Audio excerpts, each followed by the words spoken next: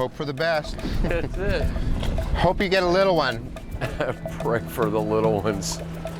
There he is. Oh, that's him. Hold on, Josh. Stay on, big boy. Oh, he's giving it to you. Okay, he's giving it to you, Josh. Oh, I see a big brown shape. There he is. Mamacita. Aye.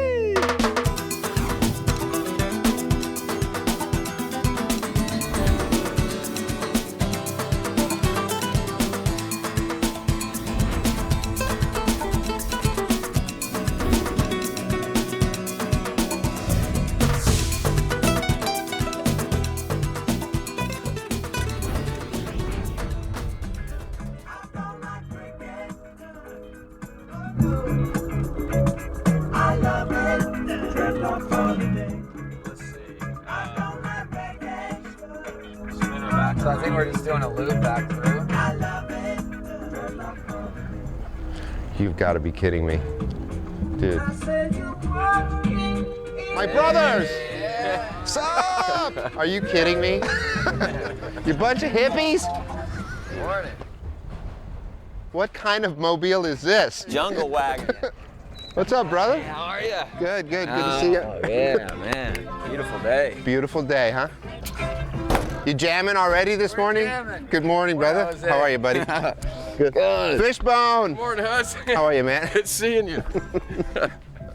Dude, Right. what up? That is the gnarliest car I think I've ever seen in my life. Did you see the little spear fisherman in there? Oh, yeah. Did you guys do this truck up yourselves? I mean, this is all your artwork and stuff, huh? Yeah.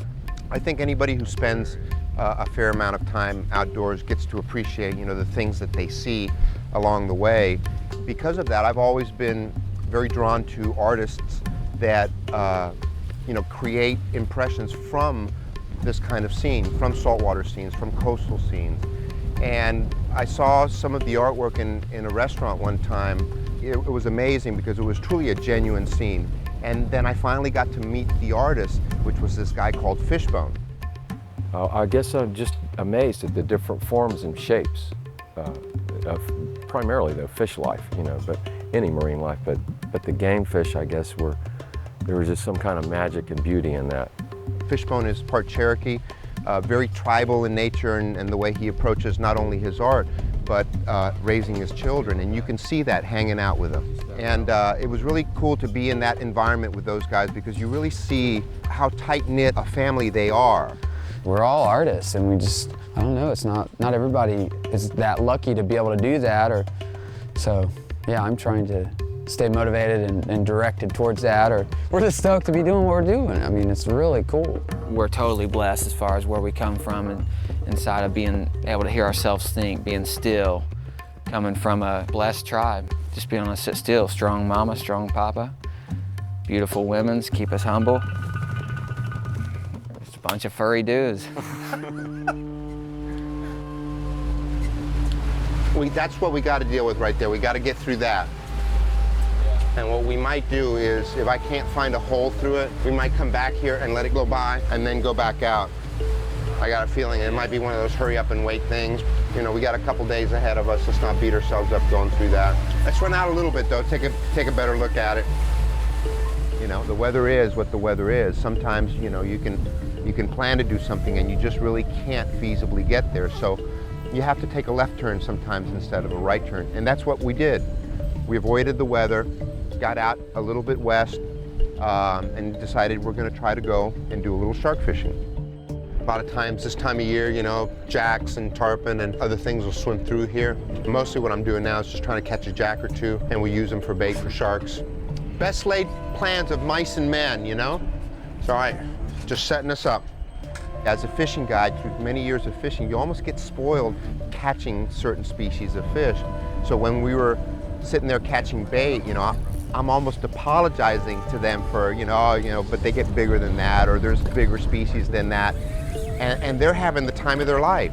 They're catching a barracuda, and they're catching a jack crevalle and having the time of their life. Okay, sweet. Hey, Sweet. little bulldog. Yep.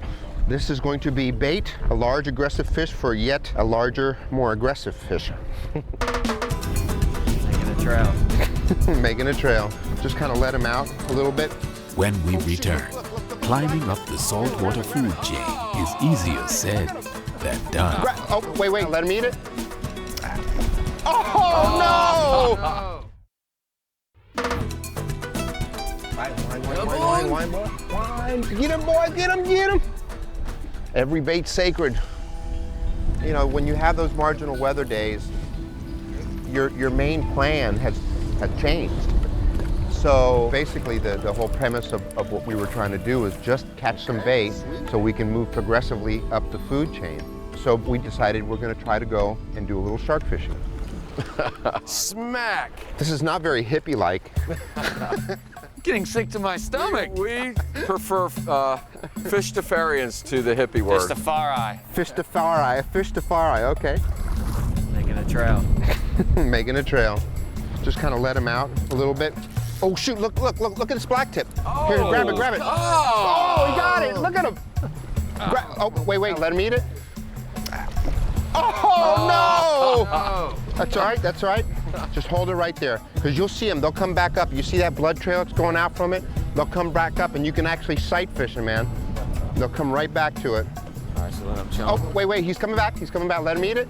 Come on. Yeah! You know what? It's a pull, bro. It's a pull. Dude, he's a cute little one. Cute little booger. Man, for a small shark, they got soul, don't they? These little guys are cool, man. God, he doesn't. I guess he's not that big. He looked a lot bigger there. He's charging up like he was big. I'll probably leave here in just a little bit, bro. If all we're catching are these guys, I'm gonna probably make a move here. Come on, little guy.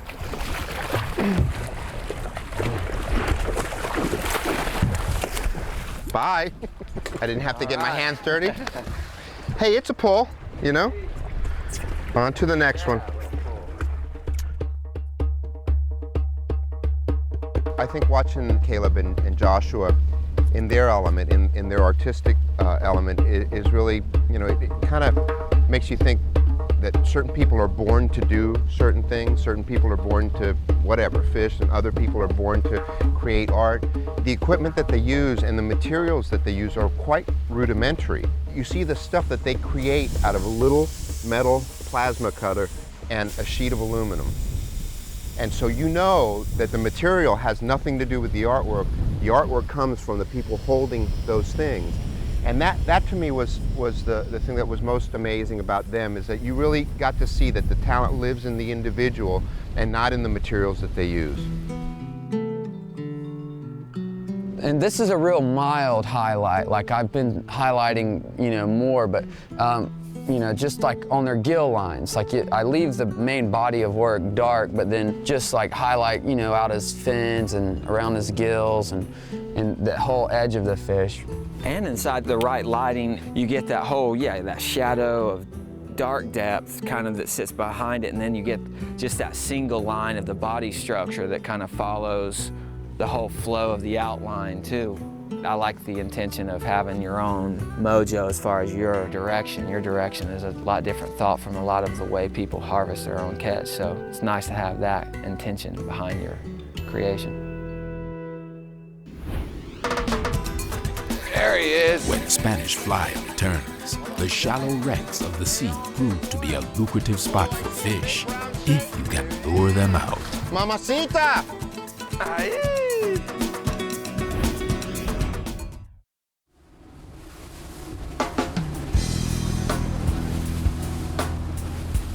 Our hand was getting forced by the weather. You know, we wanted to run, you know, further west. The wind was blowing pretty good right in our face from the northwest. Makes for a very long, tough run out in that area. So we stopped at a wreck halfway to where we really wanted to go and just put out some bait and see what we could catch there. I think something's going to happen here, Jose. Well, you know what, bro? This one, I know they're here because last time I was here, it was crystal clear. I could see the bottom, and I could see like 2 or 3. There's a deep hole on the left side of that wreck, and right off the tip is where those things were last time. I guarantee you they're down there. I guarantee you there's a bunch of them down there, but they're probably hiding deep. I found that every spot in fishing has a way to fish it that you can really maximize on the few fish that are there, right? So you take a fish, for example, like a goliath grouper or a jewfish, and you have a wreck in very shallow water. Most people would fish very close to the wreck because they know that jewfish hang very close to structure. The problem with that is that if you hook a fish close to that wreck, he's going to dive right back in there. But there's ways that you can actually, set up your boat and get close to the wreck. And you feed them, you get them used to eating, and then you slowly start pulling up on your anchor and getting further and further away from the wreck. Each time you stop, you feed them a little bit more, pull your anchor a little bit more, feed them a little bit more. Let me just kind of re-anchor about another 20 feet this way. Okay. And then, and we should be just golden then. A little appetizing going on here. A little appetizing is right. As that tide slows down, you progressively move away from the wreck, right? And you keep feeding until all of a sudden you've got slack tide and you're far enough away from the wreck that you can throw a line in there and have a chance at a fish. Hope for the best. That's it. Hope you get a little one. Pray for the little ones. There he is. Oh, that's him. Hold on, Josh. Stay on, big boy. Good, dropping wine. Dropping wine. Mamacita! Oh, I see a big brown shape. There he is. You know what he looks like? He looks like your clothes. Everything's good now, we're good. Look at that Back up puppy. just a little bit. Sweet, and you couldn't have had a more perfect size to get out of there, you know what I'm saying? What's up? Oh, boy. Isn't that beautiful? Wow. Is that a He gorgeous, does look isn't that a gorgeous prehistoric. fish, bro? Beautiful. Dude. Modeled looking. Whoops, sorry, bro. There he goes. No harm done. What a monster. Catching prehistoric. Hey, you're welcome, dude. Congrats, bro. That's so cool. That's so cool. And we worked for him. Yeah. We worked for him. That's awesome, man. All right. Well, are you inspired? I am. It's really hard to figure out exactly which lure in your tackle box to pick out, but there's a couple basic rules of thumb that seem to work everywhere. For me, there's two different types of patterns. There's attractor patterns and there's natural patterns.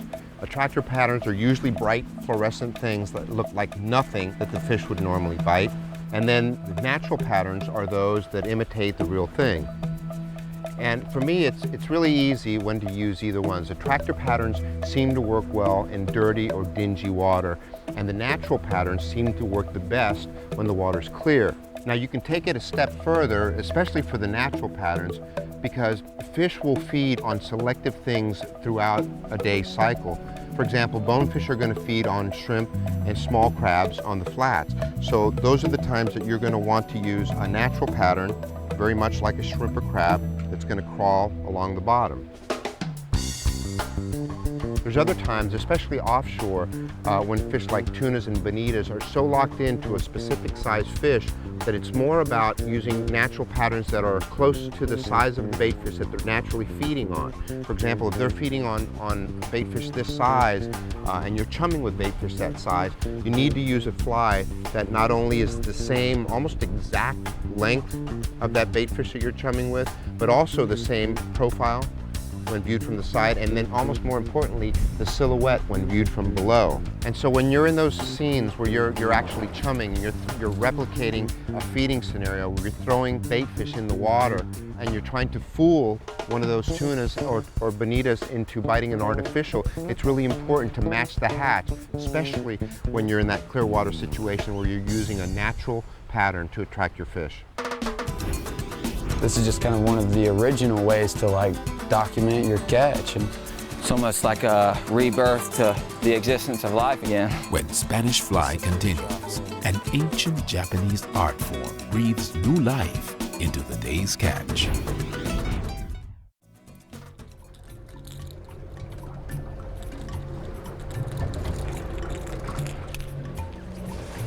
False albacores. Yep.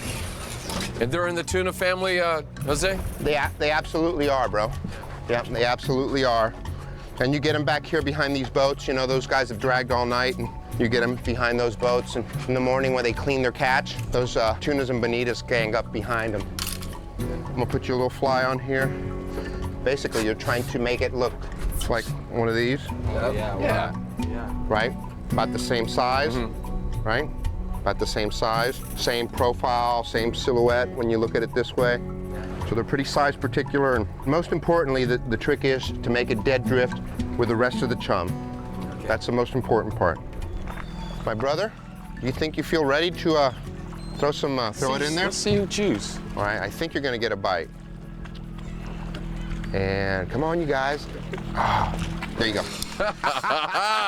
Whoa, where you going? Whoa! Get him! Yeah. Oh! Fish bone. Is that awesome? They just slam it, Jose. Yeah. And I think this is This is a blackfin here. tuna of the blackfin variety. I see color. Almost. Yay! Tuna on fly. Oh. Tuna on fly. You're like an artist family. I mean, how did it work out? How did it like start? Well, we were a fishing family before an artist family. I mean, it's always been art in our family.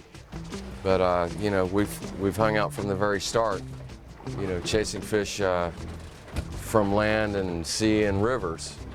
So all of the little practices that we do with the Gyotaku, the fish printing and fish art. Like what he has on his shirt? Right. Uh-huh. If you're doing things with your young ones and from the very beginning, I don't know if it's entrainment, what it is, if they just came into this life with that same passion, but from early on, just that simple little introduction to fishing or spearfishing, they picked that up and just ran with it.